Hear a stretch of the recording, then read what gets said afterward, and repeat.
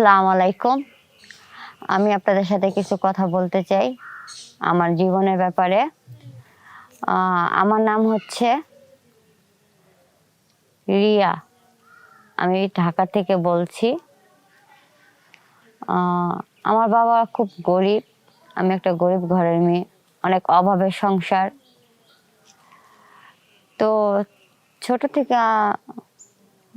মা পাইনি, মা ছিল না। বাবা ছোট থেকে বড় করছে, অনেক কষ্ট করে আমাকে বড় করছে, অনেক লালন পালন করছে। বাবা যতটুকু সামর্থ্য ছিল আমাকে বাবা পড়ালেখা করাইছে, কিন্তু বাবা অনেক কষ্ট করছে আমার নিয়ে। তো আমি অনেক ছোটবেলা অনেক দুষ্ট ছিলাম, বাবাকে খুব বিরক্ত করতাম, জ্বালাতন করতাম। কিন্তু বাবা কখনো আমাকে বুঝতে দেয়নি যে মার অভাবটা কি।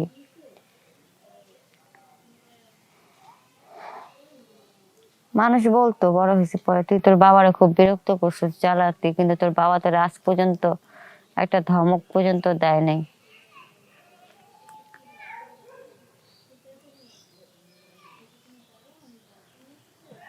তো মাঝে মধ্যে না এখন সেই কথাগুলো মনে পড়লে খুব কষ্ট লাগে যে ছোটবেলায় খুব ভালো ছিলাম, বড় হইলাম কেন? তাহলে আজকে আমার এরকম হইতো না। দেখেন, মেয়েরা বড় হয়ে গেলে বাবা মার মাথায় একটা চিন্তা থাকে, মেয়ের বিয়ে দিতে হবে, এই করতে হবে, সেই করতে হবে। কিন্তু আমার বাবা গরিব ছিল, তো বাবা তেমন বড় কোনো আশা করতে পারতো না। চাইলেও আমার এনে কোনো এমন বড় আশা করতে পারতো না। বাবার মনে কষ্ট ছিল, ভাবতো সারাক্ষণ যে মেয়ে তো বড় হয়েছে, মেয়েটার এনে এখন কেমনি কি করি, একটা ভালো জায়গা বিয়ে দিতে পারলে খুব ভালো লাগতো। মরার আগে যদি মেয়েটার বিয়ে দিয়ে যেতে পারতাম।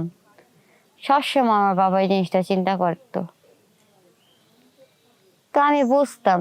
আমি বাবাকে একদিন বলছো, বাবা তুমি আমার এনে চিন্তা করো না, তুমি দেখো আমি ঠিক ভালো থাকুম। আমার এমন জায়গা থেকে বিয়ে প্রস্তাব আসবো, তোমার কোনো কষ্টই থাকবো না, বুঝছো বাবা?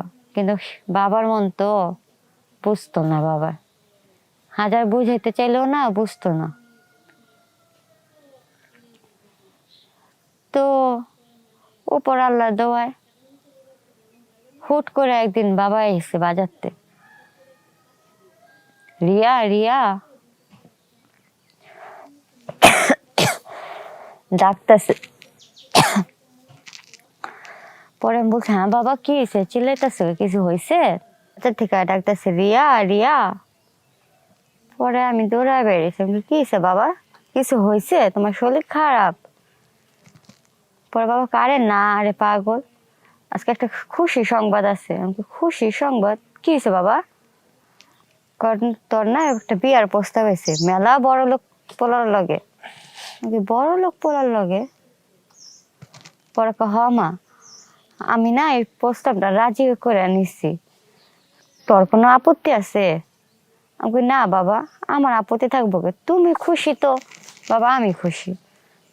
কয় বাবা, কয় মা একটা কথা কমো। আমাকে কও বাবা।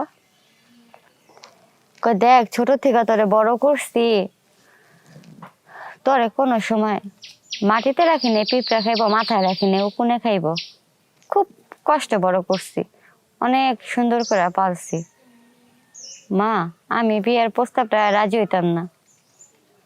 কেন রাজি হয়েছি জানোস? অনেক বড় লোক, অনেক টাকা, অনেক সম্পদ আছে গো। কিন্তু কি জানোস? আমি কি বাবা, একটু বয়স বেশি জামাইটার। আমি না চুপ হয়ে গেলাম যে আমার ইয়াং একটা মাইয়া, বয়স্ক একটা বেটার লগে আমার বিয়ে হইব? থাক গা, পরে চিন্তা করলাম, থাক, টাকা পয়সা তো আছে, সমস্যা কি? আর অত বয়স বয়স করেছে তো কি হয়েছে, বেটা মানুষ হইতো।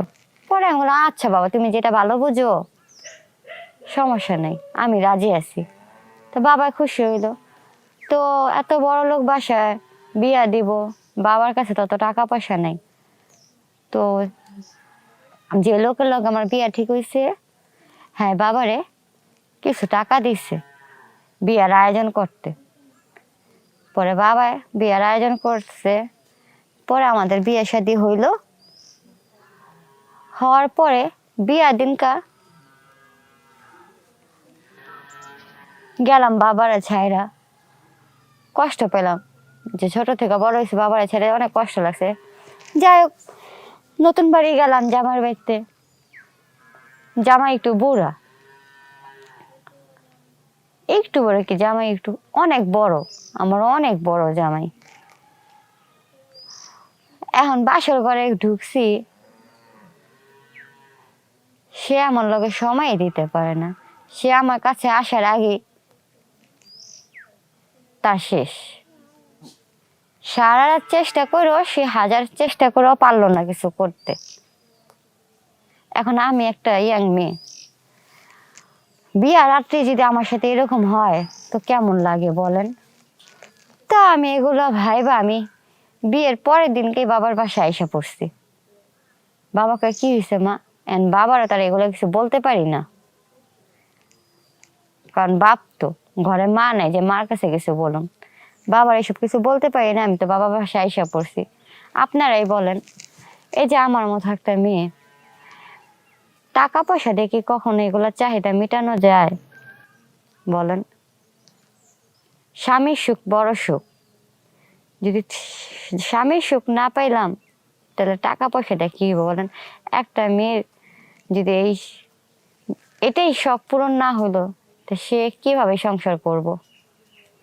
তা আপনার কাছে মূলত কর এটাই যে হ্যাঁ আপনারা টাকা পয়সা দেখা বিয়ে করেন, বয়স্ক দেখা বিয়ে করেন, কিন্তু এরকম কিছু করেন না আমার মতো, এরকম ভুল করেন না আমার বাবার মতো, যে টাকা পয়সা দেখা বয়স্ক দেখা পরে তারে বিয়ের রাতে ছেড়ে আসতে বসে আপনার সাথে সময় দিতে যাই, তারা সময় শেষ হয়ে যাবে। সারা চেষ্টাও পারবো না আপনার কাছে আসতে, চেষ্টা করেও সে পারে না।